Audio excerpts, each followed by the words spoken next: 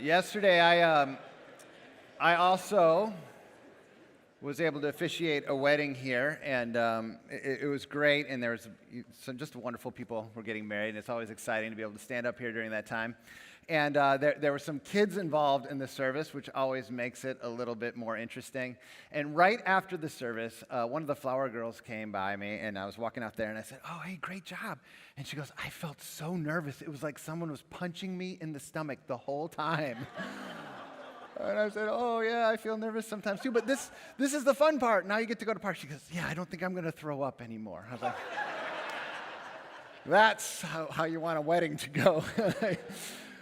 The last time I felt some pressure before yesterday, I guess, was I had stepped up to make this 2-foot putt, and if I had made it, I would have won the match and had bragging rights over the other 10 competitors. And there had been a lot of chirping that had been going on.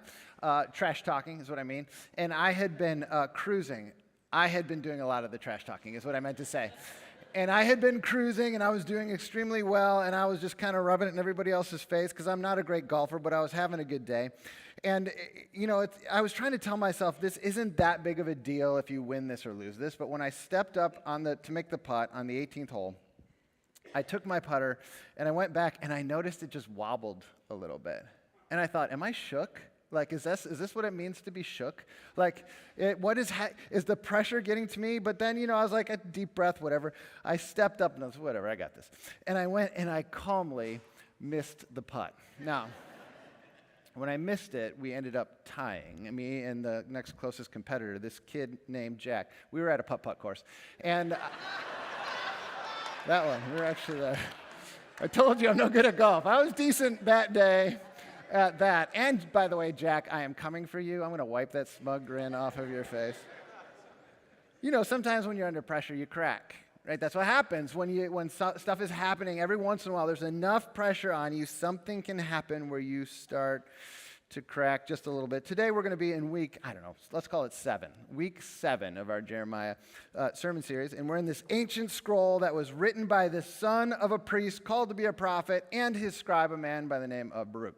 And this guy, Jeremiah, who writes this, he is continually having to deliver hard messages to everybody. In this particular message, he's going to talk about pressure, the pressure that we face. But not the pressure of something silly like a game of putt-putt or something like that, but a different kind of pressure. Now, the people of God had been under pressure from Egyptians, Assyrians, Babylonians. These other civilizations, these empires had been kind of threatening them. But the real problem wasn't with the empires, the real problem was with God, because they had gotten off course with God, and they were worshiping idols. And so God essentially said, hey, you like your sticks and stones, go ahead and see if they can save you. Now, these other nations are going to come in, and they're going to wipe you out. Well, we've been kind of working through this book in sections, in chunks. If you haven't turned there, we're going to be on page 646 in the Bible in front of you. That's Jeremiah chapter 18. So go ahead and turn to Jeremiah 18. And we are going to attempt to answer the question that has been burning in your heart since the very beginning of this sermon series. It's the question that I know has kept many of you awake at night. And the question that you've just been like, I hope he answers it today, I hope he answers it today, is this. Why, on the sermon slide, are there broken pieces of pottery? Right? Am I right? You've lost some sleep over this? Did anybody even notice that there were broken pieces? I have my artistic dudes do all this work, and some of you don't even realize that there's this fancy animation even sometimes. We are going to answer that question. For those of you like, I don't care about that question, well, we'll also attempt to answer another question, which is sort of a big deal, which is how are we supposed to trust God when so much bad stuff happens? Now that will keep us up at night. And by God's grace, as we look at these couple of chapters, specifically chapter 18, we will find some answers to that. So let's look together at Jeremiah chapter 18. This is what it says in verse 1. The word that came to Jeremiah from the Lord, arise, go down to the potter's house, and there I will let you hear my words. So I went down to the potter's house, and there he was working at his wheel. And the vessel he was making of clay was spoiled in the potter's hand, and he reworked it into another vessel as it seemed good to the potter to do. Now, throughout this scroll, God has directed Jeremiah, says, go to this place, and then I'm going to give you some words. Go to the temple, and then you're going to deliver this message. Go in the city streets and do it. Go bury a loincloth type thing, and then I'm going to give you some sort of explanation for that. And here he says, go to the potter's house, the place where a craftsman would form and work and fire clay and all that. And then I'm going to give you a sermon. And when I read that, I was like, man, that would be an awesome way to get sermons. Like, Ty, go to the beach. And when you're there, just boom, sermon. But if I had to deliver these kinds of sermons, maybe I wouldn't want that, because what we find out is here again, Jeremiah is being directed to deliver another black suit kind of message, the type of message nobody's going to be super excited about except for us, because we're going to answer this big question. So today, for those of you who are tired of 3-point sermons, because you're like, oh, always 3 points, we're going for 4. So 4 points today to help us answer our big question. So we're going to start with the clay. Point 1, the clay. As many of you know, clay is just about everywhere. It is relatively cheap. I was like, how cheap is it? I looked it up. 15 to 25 cents per ounce is what I found. Compare that to almost $2,000 an ounce for gold. Clay is readily available. It is cheap. It's basically in most of our yards, probably. But when a potter takes clay, they can turn it into something, but they have to throw it, is what it's called, right? Some of you are way into this and you know a lot more than I do, so I'm not going to pretend to be an expert. But you take this clay and you put it on this wheel that you spin, and as it spins, a craftswoman adds water to it, and they kind of shape it to make it into the vessel that they want. And in this text, Jeremiah goes and he sees this craftsman working on this vessel, and as it's kind of spinning and he's kind of shaping it, it spoils, is the word that it uses. It like misshapes, or something happens to it that is like, no. And he takes it and he smooshes it all down, and he kind of starts the whole process all over again.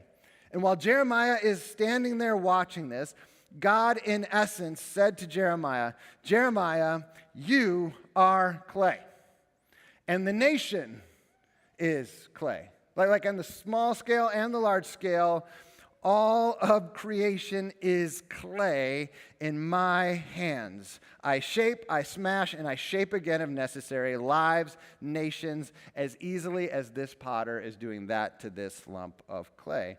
Verse 5, then the word of the Lord came to me, O house of Israel, can I not do with you as this potter has done, declares the Lord? Behold, like the clay in the potter's hand, so are you in my hand, O house of Israel. God tells him that we are clay. And he means this on the grand scale. Nations, empires are putty in the hands of God. House of Israel, you're clay. I mean, I started to do a little bit of work on like what were the largest empires in world history, and I came up with all of these names, and some of them we recognize: Egyptians and Assyrians and Macedonians and Mayans and the Han Dynasty and the British and the Romans and all these different empires. And there were points at these large empires as they were running the world, and they had massive amounts of resources, and they were impacting millions of lives in one way or another, that people would look at that and go, this is going to live forever. This is so incredibly powerful. Nothing can stop this kind of power until something did. Because none of those empires are really empires anymore in the same way. And as you read the histories, you can find out, well, these empires crumbled because there was some sort of upstart resistance, or a subversive religion, or a spread of a disease, or corruption among the leadership, or some other empire came in, or whatever. There's a million reasons. But the reason is because the potter went, I'm done with you. It's time to shape up something new. Every nation is clay, including the good old US of A. We're clay. That's about it. And if you read headlines, there's any number of people that are sounding the alarm that we're about to be smushed. And maybe they're right, I don't know. Like this nation's falling apart. Just look up like, how divided are we? More divided than ever. By the way, we were actually clay at the inception of this nation also, and every point along the way. And if there is 1,000 years from now, we'll still be clay as a nation. Yes, we're unique and we're different from others in some ways, but we're still just clay. The God of the universe spins his potter wheel, and he shapes history according to his purposes, and we, as a nation and as individuals, must mind his voice and his hand. We must repent from idolatry of self or face getting smushed. Their nation was clay. Our nation is clay. Oh, by the way, you're clay. And so am I. Now, if you are a tad bit younger than, this old guy, or if you are like relatively healthy and, you're upwardly mobile and all that stuff, the truth is you may not feel very clay-like. You may feel like iron, like invincible, like bulletproof, right? Because that's what happens when you're younger. When nothing bad is happening to you or is happening to your friends, you generally are like, I've got this, I can control this, everything is going to be good. And if you're in that zone, thank the Lord for being in that zone and use it for his glory.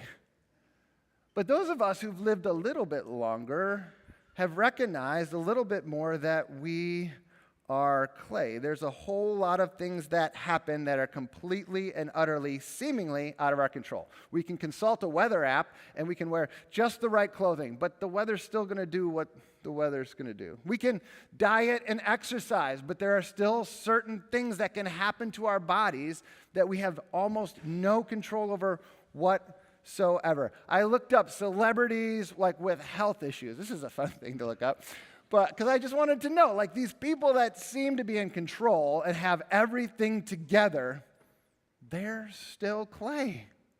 There's still things that happen as the wheel spins that they cannot control. George Clooney, he seems to have it all: money, marriage to an important person, awards, respect in his field, good looks, all that kind of stuff. Yet he sustained an injury during a film that caused him to experience chronic pain for the last 20 years. Lil Wayne, winner of 5 Grammy Awards, one of the best-selling musicians of all time, epilepsy. Lady Gaga, fibromyalgia. By the way, her picture appeared during our annual meeting this morning up there. That was kind of strange. Oh, wait, I'm going too fast. That's not Lady Gaga. There she is. All right. Deion Sanders, blood clots, toe amputation. The list goes on. Like, you could look up all these. Listen, they're powerful and gifted and wealthy and all that stuff. They're clay. And as the wheel turns for each of us, we will find moments where we feel very, very weak. We all know that we can't control a lot of the things we wish we could. If you've ever thought, no, I can control things, have children. Take an infant on a plane. Try to get a toddler to eat their dinner. Try to control a teenager ever, right? Like, you realize very quickly, I can't control anyone. And I can't even control necessarily all the things that happen to me. I'm clay. I was talking to a good friend the other day, and he said something brutally honest. He said, in some ways, my life is going so well right now that I'm just waiting for the bad thing to happen as the wheel turns, right? Have you ever felt that way? I'm just waiting for the other shoe to drop. When we start to recognize how clay-like we are, it can make us feel very helpless, anxious, depressed, even because we're like, I want to be in control, and I know that I'm not. I know on some level I'm clay, but well, God didn't want Jeremiah's sermon to end with, you're clay. He wasn't actually directing him primarily to focus on the clay. He wanted him to direct his eyes to the potter, which is part 2, the potter. So God led Jeremiah to the potter's house because he wanted him not to navel gaze and crumble into a little shell of himself, but he wanted him to look at the potter and see the one who was truly in control, because the wheel does spin, but it doesn't spin randomly. There come pressures, but they don't come from nowhere. They come from the hand of the potter. History is not directionless.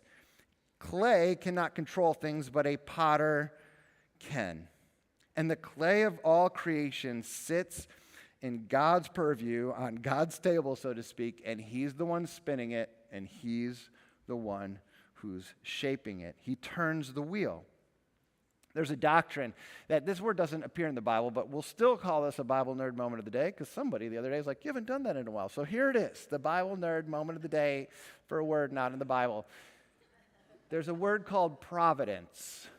It's a very important scriptural doctrine, providence.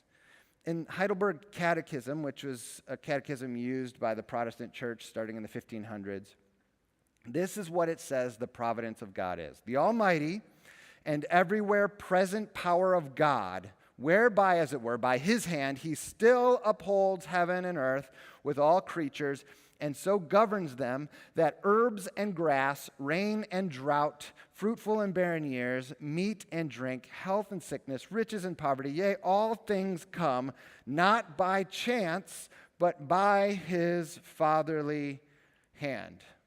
The doctrine of God's providence means the wheel of history and the pressures we face are in the hands and the control of God.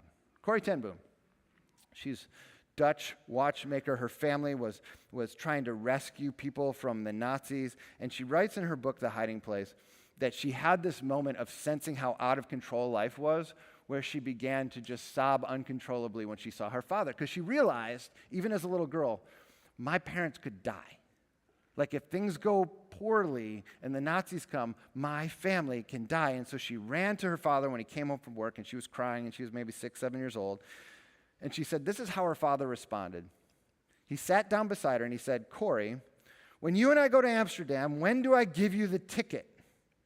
And Corrie thought for a moment. She said, well, why, just before we get on the train. Exactly, said her father. And our wise Father in heaven knows when we're going to need things too. Don't run out ahead of him, Corrie. When the time comes that some of us will have to die, you will look into your heart and find the strength you need just in time. God's providence gives to us just in time. Now, I've traveled with children before. I know that this is true. I didn't give my kids the passports until just in time, and then I took those back. I didn't give them the boarding passes until just in time. I took them back. I didn't give them the money ever, because that's mine, so I don't give them that. But as a loving father, I try to give them what they need right in the moment that they need it. And the providence of God says that he has his foot on the pedal of history and his hands are on the clay, and he is doing the work. And as we read through this text of this potter and this clay, there's something mysterious happening, because the potter is responding in a way to the clay. He's completely in control, and yet also there's a response required of the clay. There's this thing where they need to respond, the people of Israel, we need to respond to what his hand is doing. He says, behold, in verse 6, like the clay in the potter's hand, so are you in my hand, O house of Israel. If at any time I declare concerning a nation or a kingdom that I will pluck up and break down and destroy it, and if that nation concerning which I have spoken turns from its evil, I will relent of the disaster that I intended to do to it. And if at any time I declare concerning a nation or a kingdom that I will build and plant it, and if it does evil in my sight, not listening to my voice, then I will relent of the good that I intended to do it. So God is in control. He's shaping history, and yet he's, in a way, responding mysteriously to how we pay attention or ignore his hand. Now, unfortunately for them, if you continue to read chapter 18 and then 19, they don't listen. So the next time he gets sent to the potter's house, he goes, go watch a potter smash a pot, because that's what's about to happen to this nation. That's what happens in chapter 19, thus the broken pottery up there. Whew, you can sleep now. But that's what happens eventually in this story. We're the clay, God is the potter. And some of us have no problem whatsoever with this sermon so far. But others of us do. Because if God's in control of everything, wait, everything? Like, he turns the table. I'm fine with God smashing bad pottery. Nation ignoring God. That sounds like bad pottery. Smash away. Don't smash my grandma.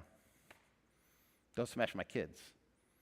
Don't smash something that I think is good. Because sometimes that's what happens in our lives, that the table spins and we didn't do anything wrong and something really, really bad happens. So how am I supposed to trust a potter like that? Now, for centuries, in philosophical circles, this has been called the problem of evil. How could a very good and powerful God allow such very bad things to happen? If you're like, listen, all humans with a brain have wrestled with that question, so you're in good company. If it's really hard for you, I understand it's a very hard thing to wrap our minds around, and there's not some quick little thing, I'm just going to say this, and you're going to go, okay, cool, got it. There are some brilliant books, C.S. Lewis, Problem of Pain, Tim Keller's Reason for God, William Lane Craig's Reasonable Faith website. Read them, dive in. You will understand some things about how a very good, powerful God can allow very bad things to happen. Today, what I want to say is, I think that our God is better than we can imagine. And so that brings us to part 3, the better. How can you trust a God like that who allows bad things to happen?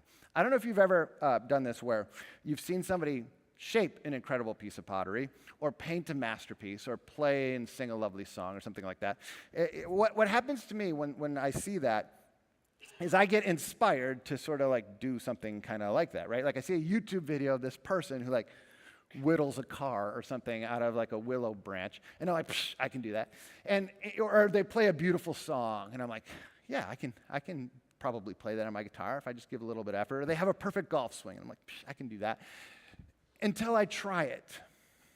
And then I realize that they are significantly better than I am in a whole bunch of ways. That there's something that they have that I don't have. Yes, I can get better at some of these things, but there's a way in which they are so much better than me that I will never be able to really understand how they can make that golf swing look so nice and make that song sound so pretty. Jeremiah is watching this potter make and remake a vessel out of an otherwise fairly pedestrian, cheap lump of clay, and God turns it into something, the potter rather, turns it into something better, because the potter can do more with the clay than we can do. Our God as potter can actually be incredibly good news if we believe a couple things about him. The first thing I would say is this: God sees better than we can see. He can see what we cannot see. My dad had this weird ability where he would walk into a house or a room and he'd go, now he wouldn't do this if you didn't want him to, but he'd be like, yeah, that wall should go away. You know what? I know it sounds weird, but if you painted that wall black, it will actually make this room look amazing. And also, I saw this tree branch outside. If you carve it a little, we could turn that into your handrail. And you're like, seriously, that kind of, actually, literally, all 3 of those things he's done. Because he could see something that I couldn't see. He could walk and he could see not only what's in front of me here, but what is out there and what could be better. God is better. He sees things through 2 lenses, a narrow lens and a long lens. So I see pain, and he sees something beyond that that's somehow good. I see hurt. I see this doesn't make any sense. He sees more. And you're like, come on, that doesn't make sense. Okay, have you ever tried to take a child to get their shots? It's no fun. And as a parent, you are forced to look through both lenses. Because you hurt as a parent when your kid is hurting, when they're crying and they're looking at you with betrayal and they're squirming away and they're doing all of those things, and you're like, I know. And internally you're like, I just want to get out of here, but they need to get the shot, or they need to get these stitches, or they need to get this bone reset, or whatever it is. I know it hurts. It hurts me like crazy to watch you hurt. If I could cut this off and somehow that would fix your broken arm, I would do it. I know, but I also know that there's something beyond this pain, that there's something good coming. So I'm going to stand here, and I'm going to smile, and I'm going to go, shh, shh, shh, even though internally I'm like, because I have 2 lenses. And God has 2 lenses. He can look at your pain, and he can hurt in a sense, and yet also go, shh, shh, I know. I feel the grief, I understand the pain, but I see better. Now, this God as a potter can actually be incredible news if we believed he could see a whole lot better than we could. By the way, intellectual distance between lump of clay and potter is pretty big. Intellectual distance between Ty and the Almighty, much, much bigger. Much, much bigger. God sees bigger. Secondly, God doesn't just see better, he can do what I cannot. His skills, his power is so much better than I can imagine. Not only can he see what is to come, he can make that thing happen. In Ecclesiastes 3, right after a thing that some guys turned into a song called Turn, Turn, Turn, he said this: "What gain has the worker from his toil? I have seen the business that God has given to the children of man to be busy with. He has made everything beautiful in its time. He has made it beautiful in its time. And he has put eternity into men's heart, yet so that he cannot find out what God has done from the beginning to the end." So God has this ability to bring something beautiful out of even the most tragic and awful circumstances. In their case of their nation, he goes, "You're about to be smashed and exiled, but I am going to bring you back. It's going to take 70 years, long lens, but I'm going to bring you back and do something profound through you." God can take the hard ingredients. He doesn't just see the end product. He can mix them and make them into something better. I've used this illustration too many times. I apologize, but I like food. So have you ever known an amazing chef that could go to your house with your ingredients and you're like, "I've got nothing to eat. What can I do with this?" And they go, whatever they do, masterpiece. The same ingredients. Or sometimes an amazing chef will take ingredients that you've never used before, that doesn't even seem like tasty to you. You'd actually smell it and be like, anchovies, like, no. Do you realize that's in Caesar dressing, by the way, in case you're curious? Real Caesar dressing, not that fake junk. It's in there, and it makes it really good. And just by itself, you would go, "This is distasteful. I don't like how it smells. I don't like anything about it." But in the hands of a chef, fish sauce becomes something magical. Baking powder by itself, not very good. In the hands of a chef, it could be something great. God's better than a chef. I've got divorce baking powder. I've got physical pain, fish sauce by itself. I've got some nasty ingredient, but God sees, and then God makes it happen. Todd, how can you say that? Okay, so in Romans 8, God says, "And we know that for those who love God, all things," I wish it said all ingredients and really make this illustration pop, "work together for good for those who are called according to his purpose." He works together all things. And in the meantime, do you know what he's done to you that makes you sometimes dissatisfied? He has, in the words of Solomon, placed a taste in your heart for the feast. It's eternity. It's a taste of eternity. You're like, "It's not supposed to be like this." You're right. It's not. But he's working on it. It's long term. He can do something better than you can ever ask or imagine. And how can I say that? Well, I can say that because God could send his son Jesus to live if God can turn the death of innocent King Jesus into salvation for all of us, then God can turn divorce and pain and cancer into something amazing. If God can make a day on which an innocent man is crucified called Good Friday for all of human history, if he can make that good in some way, and I'm not saying you're going to get it in 2 weeks, I see how it all works. I'm not saying that, but I'm saying there will be a time, probably 1,000 years from now, you can go, "Wow, God, you're so much better. You saw so much farther. You did something so much more."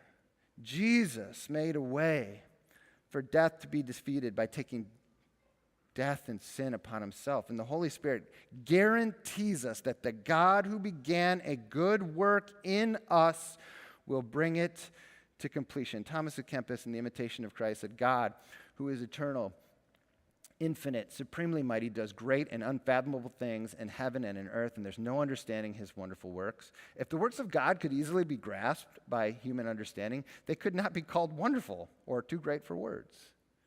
God sees better, and he does better. Lastly, God cares better. He cares more than we can ever fathom. So here's the truth about me. As it relates to singing that or playing that beautiful song or the pottery or whatever.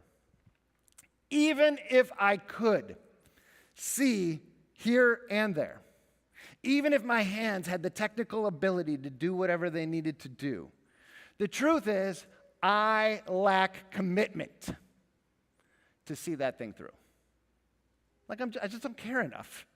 I'm like, man, it would be really nice to have a good golf swing. Oh, it'll take 20,000 hours of practice. I'm out. I don't have what it takes to go from A to Z. I like it to C, and then I'm like, it's good enough. But a master of their craft, you can actually see how committed they are. You know where you look? At their hands. Because if they're like a master guitar player, their hands are jacked up. They have weird long nails on this hand and crazy calluses on this hand. You look at a baker's hand, you look at a mason's hands, you look at the hands, and you can tell how committed they actually are. By the way, not an expert guitar player or stonemason. But when you look at the hands, you can start to recognize, oh, that's what it means to be committed. Jesus was betrayed by a friend who bought a potter's field with blood money. Jesus loved the world so much that he died, and his hands show it still. He's resurrected and glorified, but he's still carrying the scars. And he says, just so you can know how much I love you, check it out. This is how committed I am to seeing it through, so you can know that whether it's a nation or an individual, they're clay in a loving, kind God in a scarred potter's hands. That's how much I love you. Pastor, poet, Edward Shalito of England, he wrote this poem called Jesus of the Scars. It goes like this. If we have never sought, we seek thee now. Thine eyes burn through the dark, our only stars. We must have sight of thorn pricks on thy brow. We must have thee, O Jesus of the scars. The heavens frighten us, they're too calm. In all the universe we have no place. Our wounds are hurting us. Where's the balm? Lord Jesus, by thy scars we claim thy grace. If when the doors are shut, thou drawest near, only reveal those hands, that side of thine. We know today what wounds are, have no fear. Show us thy scars, we know the countersign. The other gods were strong, but thou wast weak. They rode, but thou didst stumble to a throne. But to our wounds, only God's wounds can speak. And not a God has wounds, but thou alone. How can I trust a God like this? Because he's better. Because he's better. He sees better. He does better. He cares better and more than we can ever fathom. So then, you're like, seriously, 4 points. Sorry, 1031. This last one's very fast. Point 4. The way. What is the way of us as faithful clay? Very, very quickly. First, we must repent and pray for God's mercy as individuals and as a nation. That was the primary application for them, and it should be for us. Pray, pray, pray for our teachers and our universities and our leaders, our presidents, our senators. Just pray for our children. Pray that we might know God's care and his providence, and we might humbly repent to him. So pray first. Second, praise God no matter what the turning wheel should bring. You know what really messes me up on a Sunday morning before I'm supposed to preach? Seeing the worship team worshiping, because I know some of their stories. And when you know their stories, you know they're not just faking it. You know they're digging down deep to what is really true. Beyond what's going on up here, they're digging deeper.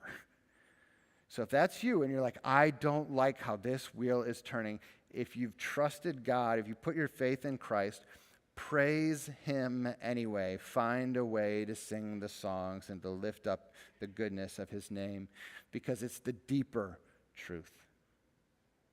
So repent, praise. Lastly, pay attention to those who have seen more than us. Again, if you're young and upwardly mobile and physically well, talk to people older than you. Learn from people at least 20 years ahead of you. If you're like, I don't have that person in my life, read great biographies of people who walked through some real stuff and how they saw faithfully God lead them even through the most difficult times. Look ahead of yourself to see how clay-like we are, but also how good and beautiful of a potter that our Father is. We're clay. God's a potter. He is a brilliant craftsman. And in the end, there's really only two choices because we're all on the wheel. So whether you believe this or not, there's only two choices. As the wheel turns and the pressure comes, we can be shattered or we can be shaped. And the difference is what we believe to be true about the potter's wounded hands. Let's pray. Father, I know that there are some stories and some situations in this room that are so deeply personal and painful that this could be a wonderfully crafted group of words, but it cannot get down to the core of where they currently are. Only your Spirit can do that. God, don't use my words or anything that we're doing here to distract them from the truth, but rather would your Spirit meet them in those moments, in those places of pain, in those ingredients that they don't particularly like, and show them just how much better Jesus is, and that he is trustworthy, that you are a good God with a good plan for us, one that might take a bit longer than we'd like, but a good plan for us. We love you. We pray this in Jesus' name. Amen. Let's stand together and sing.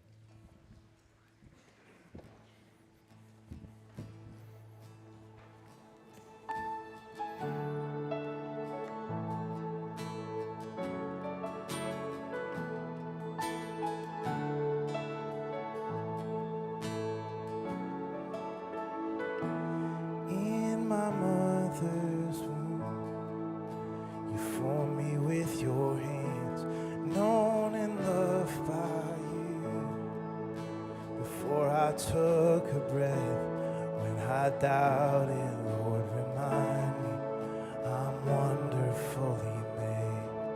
You're an artist and a potter, I'm the canvas and the clay. Let's believe it together. You make all things work together for my future and for my good. You make all things work together for your glory and for your name.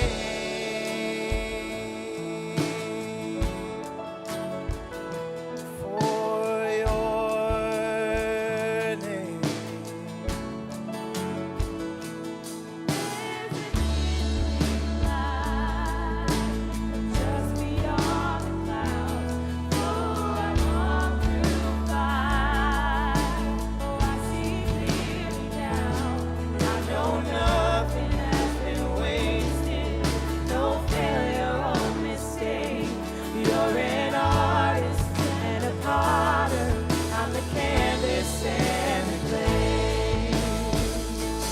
You make all things work together for my future and for my good.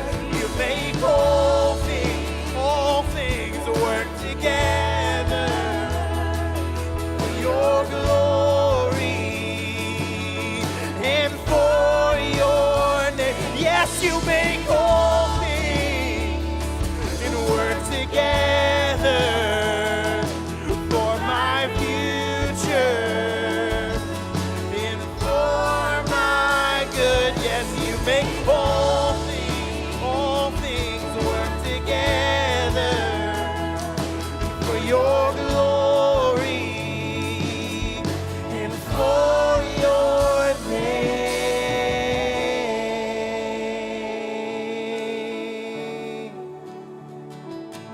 Even when we doubted, Jesus, you're working all the time, working.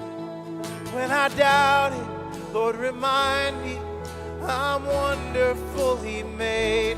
You're an artist and a potter, and I'm the canvas and the clay. Then I know nothing has been wasted, no failure or mistake. Oh, 'cause you're an artist and a potter, I'm the canvas and the clay. Yes, when I doubt it, Lord, remind me that I'm wonderfully made. And you're an artist and a potter, I'm the canvas and the clay. And I know nothing has been wasted, no failure or mistake. You're an artist and a potter, I'm the canvas and the clay.